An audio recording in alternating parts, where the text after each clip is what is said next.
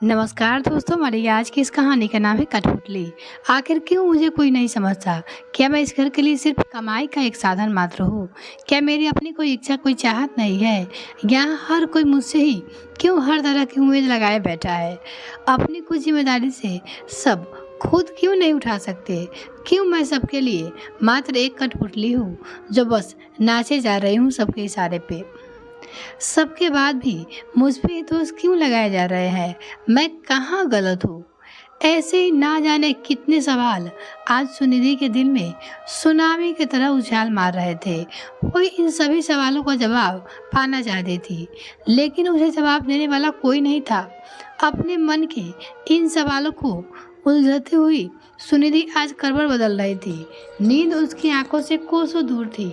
आज शाम को जो हुआ उसके बाद सुनिधि कहीं चैन नहीं आ रहा था। इसी उधेड़पुन में वो कमरे से बाहर बालकनी में आकर बैठ गई। वहां बैठे बैठे उसके सामने वो सभी मंजर आ गए जिसे उसने जिया और अपने ऊपर झेला है। सुनिधि अपने परिवार में सबसे बड़ी बेटी थी, सुंदर, समझदार, पढ़ाई में होशियार। सुनिधि के माँ पिता और उससे छोटी एक बहन नीरमा और एक भाई समीर था। कुल 5 लोगों का यह परिवार हंसता खेलता परिवार था। लेकिन एक दिन इस परिवार को ना जाने किसकी नज़र लग गई। सुनिधि के पिता का रोड एक्सीडेंट में देहांत हो गया।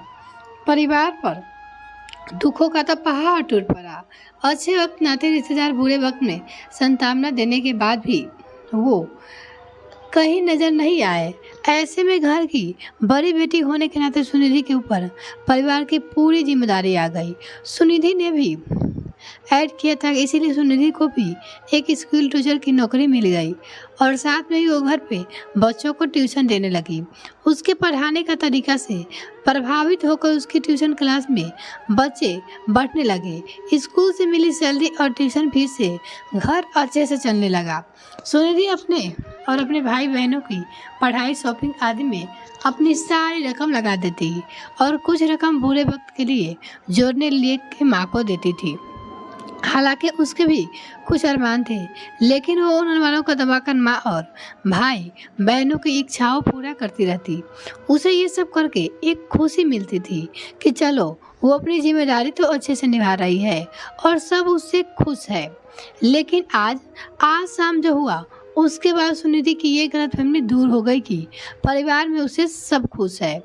आज दोपहर जैसे सुनिधि स्कूल से घर आई, माँ ने उसे कहा, सुनिधि आज नीलिमा को देखने कुछ लड़के वाले आ रहे हैं, तुम्हें तो सारी तैयारी करनी है। आज ट्यूशन ना रखना, जाकर रसोई में अच्छे से सब इंतजाम कर लो। लड़के वाले की आवक में कुछ कमी नहीं रहनी चाहिए। तब तक मैं नीलिमा को लेकर पार्लर जा रही हूँ, उसकी माँ कहती है। लेकिन माँ, अभी से रिश्ता करने की क्या ज़रूरत है? अभी तो नीलिमा की पढ़ाई भी पूरी नहीं हुई है और अभी उसकी उम्र ही क्या है? सुनिधि चिंता में माँ से बोली, यही उम्र शादी की सही उम्र होती है। लड़कियाँ की शादी के वक्त पर कर देनी चाहिए। बेवक्त की शादी के बाद औरत को काफ़ी परेशानियों का सामना करना पड़ता है। और फिर रिश्ता लेकर मेरी बहन आ रही है तो उसका बताया रिश्ता अच्छा ही होगा। अब जाओ, रसोई में इंतजाम देखो और घर भी संवार देना। इतना कहकर माँ नीलिमा के साथ पार्लर के लिए निकल गई। सुनिधि कुछ देर उन्हें जाते देखती रही और उसके कानों में माँ के अल्फाज काफी देर तक गूंजते रहे। यही उम्र शादी में सही उम्र होती है। लड़कियां की शादी वक्त पर कर देनी चाहिए। बेवक्त शादी के बाद औरत को काफी परेशानियों का सामना करना पड़ता है। क्या वाकई माँ ऐसा सोचती है? फिर जब पिछले साल मेरे लिए रिश्ता आया था तब माँ ने क्यों नहीं कहा था कि अभी सुनिधि में बहुत गुंजाइश है, अभी शादी का सोच भी नहीं सकते। आज नीलिमा 21 साल की हो गई है, उस वक्त मैं 22 साल के पूरे कर चुकी थी।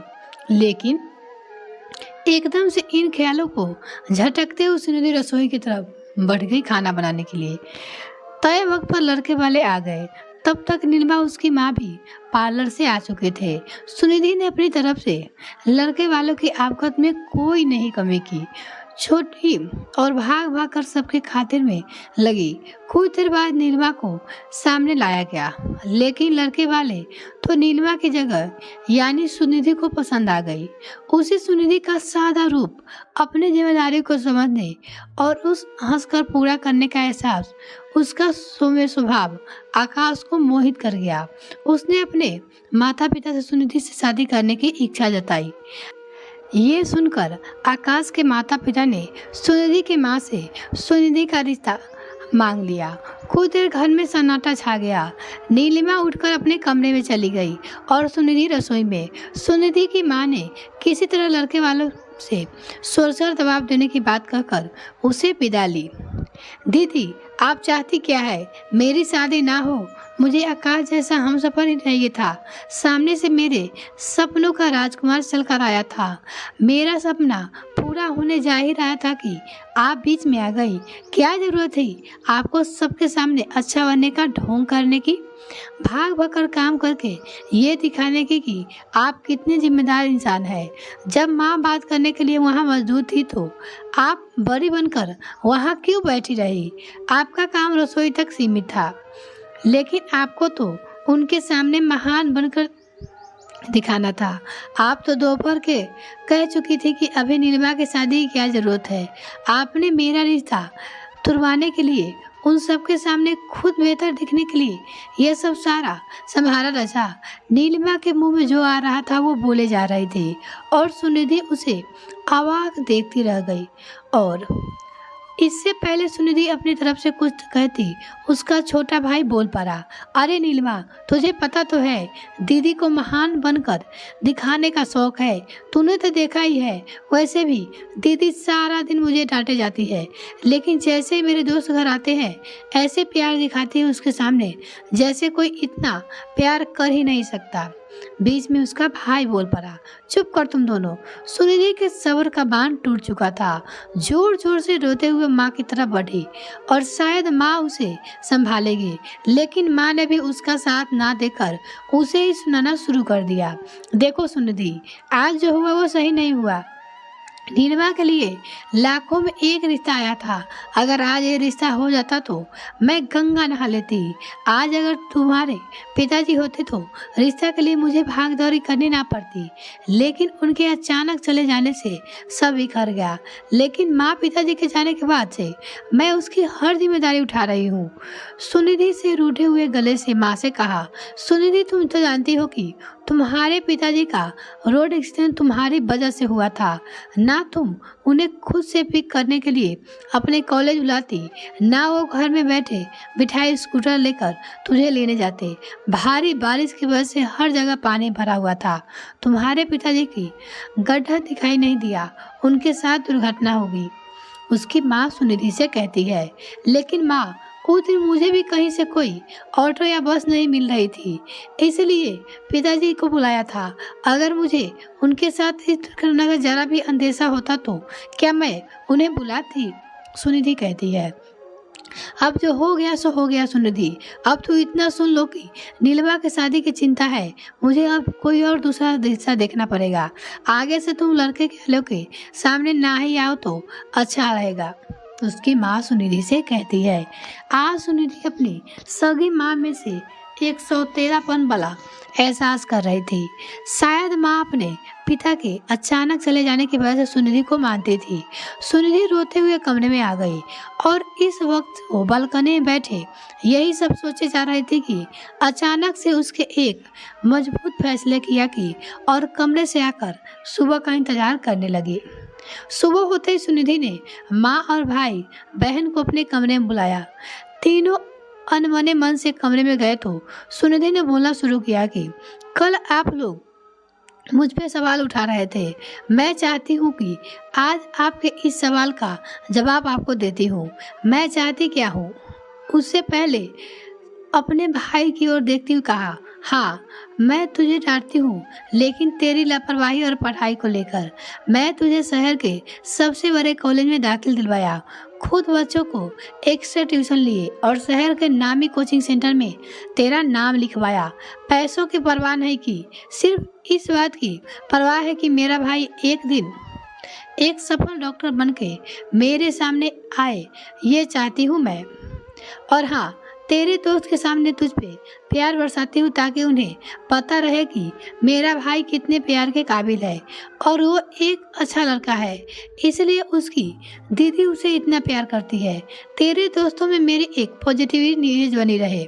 इसके बाद सुनिधि ने नीलिमा से कहना शुरू किया, नीलू, मेरी बहन, जिस दिन तेरी शादी होगी उस दिन सबसे ज़्यादा खुशी मुझे होगी और तेरी शादी में कोई कसर नहीं छोड़ना चाहती थी मैं, लेकिन अभी तेरी भी पढ़ाई की उम्र है, तुझे अभी अपना लॉ कंप्लीट करना है, एक बेहतरीन वकील बनना है।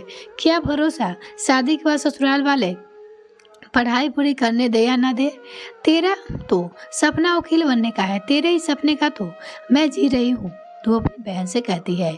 और मैं लड़के वाले के सामने कोई महान बनने का नाटक नहीं कर रही थी, मैं सिर्फ घर पे आए मेहमानों की आवकत में कमी नहीं करना चाह रही थी और उनके बीच सिर्फ इसलिए बैठी थी क्योंकि कई बार माँ को सुनने में दिक्कत होती है, तो बड़ी बहन होने के नाते मैं उनकी बातों का जवाब दे सकूं। तू वकालत की पढ़ाई पूरी करके के बदले वकील बन जाए और तेरी शादी तो तेरे जैसे पढ़े लिखे लड़के से ही हो, ये चाहती हूँ मैं। इतना कहकर सुनिधि माँ की तरफ मुड़ी और बोली कि माँ, आपने मुझे जन्म दिया है, मैं तो क्या, माँ का ये कर्ज कोई भी नहीं उतार सकता, लेकिन आप पापा की मौत की जिम्मेदार मुझ पे मान बैठी। आप अपने दिल से पूछिए कि उस अनहोनी का अगर मुझे संदेशा होता तो क्या पापा को बुलाती, मैं खुद मर जाती, लेकिन माँ पापा को आँच नहीं आने देती। पिछले साल जरा मेरा बहुत अच्छा रिश्ता आया तो आपने अभी बची है गुजारिश है कहकर रिश्ते ना कर दी। क्यों, क्या मैंने आपसे कोई सवाल किया? क्या मैं अपनी जिम्मेदारी से भागी? आपका मानना है कि मैं पापा को मारा, लेकिन सच तो यह है कि मैंने अपने सपनों को मारा, अपनी इच्छाओं को मारा, अपने अंदर की औरत को मारा, ताकि आप तीनों को एक अच्छी और सभी सुख सुविधाएं वाली जिंदगी दे सकूं। मेरी माँ, मेरी बहन, मेरा भाई किसी चीज को ना तरसे, उन्हें पापा की कमी महसूस ना हो, वो एक बेफिक्र जिंदगी जिए, ये चाहती हूँ मैं, और उसके लिए मैंने खुद से खुद का बलिदान करवा दिया। इतना कहकर सुनिधि कुछ देर रुकी और फिर बोली कि आज मैंने एक फैसला किया है, मेरे ही स्कूल के वाइस प्रिंसिपल मिस्टर संजय दीवान मुझसे शादी करना चाहते हैं, लेकिन मैं उन्हें हाँ नहीं कर रही थी क्योंकि मुझे इस घर की जिम्मेदारी उठानी थी, लेकिन आज मैं उनसे हाँ करने जा रही हूँ। आप लोगों को अगर मेरी शादी की खुशी ना हो तो, लेकिन इस बात की खुशी तो होगी कि अब नीलिमा के लिए जो रिश्ता आया है वो नीलिमा को ही पसंद करेंगे, उसकी शादीशुदा बहन को नहीं। दूसरा फायदा आप लोगों को ये होगा कि मेरा भाई अब सारा दिन मेरी डांट से बचा रहेगा और अब उसे अपनी जिम्मेदारी उठाना भी सीखना होगा। आखिर वो इस घर का इकलौता बेटा है और उस पर फर्ज बनता है कि घर संभाले, तो अपनी पढ़ाई के बाद कुछ एक्स्ट्रा काम करके कुछ जिम्मेदारी तो उठा ही सकता है। सुनिधि अपनी माँ से कहती है, तीसरा सबसे बड़ा फायदा माँ आपको होगा कि आपके अपने पति की मौत की वजह से, यानी मुझ इसे घर में देखना नहीं पड़ेगा। आपकी दोनों आंखें, आपके ये दोनों बच्चे आपके सामने रहेंगे। आज मैंने संजय को शादी के लिए हाँ करने जा रही हूँ, लेकिन जब तक आपके ये दोनों बच्चे अपने पैरों पर खड़े ना हो जाते, तब तक मैं इस घर की बड़ी बेटी होने का फर्ज निभाती रहूंगी। आप लोगों की पैसों की तंगी नहीं आएगी, लेकिन अब मेरा शादी करना, अपने घर जाने का फैसला किया है, वो कहती है। इतना कहकर सुनिधि ने अपना पर्स उठाया और स्कूल के लिए निकल गई। आज उसके कदम पहले से तेज चल रहे थे क्योंकि आज उसे संजय को शादी के लिए हाँ कहना था। सुनिधि की माँ और भाई बहन उसे जाते देखते रह गए। उसके पास सुनिधि की किसी बात का जवाब नहीं था, लेकिन उन सबके मन को पता था कि सुनिधि ने तो सिर्फ एक बेटी और एक बहन होने का ही नहीं, बल्कि पिता के जाने के बाद पिता होने का भी फर्ज भी बखूबी निभाया है और उसे भी जीने का हक है, अपने सपनों को पूरा करने का हक है। आखिर वो कठपुतली नहीं है जो अकेली सारी जिम्मेदारियों को बोझ उठाकर नाचती रहे। सबको ये भी बात पता था। ये कहानी आपको कैसी लगी कमेंट सेक्शन में लिखना ना भूलें। वीडियो को देखने के लिए बहुत बहुत धन्यवाद।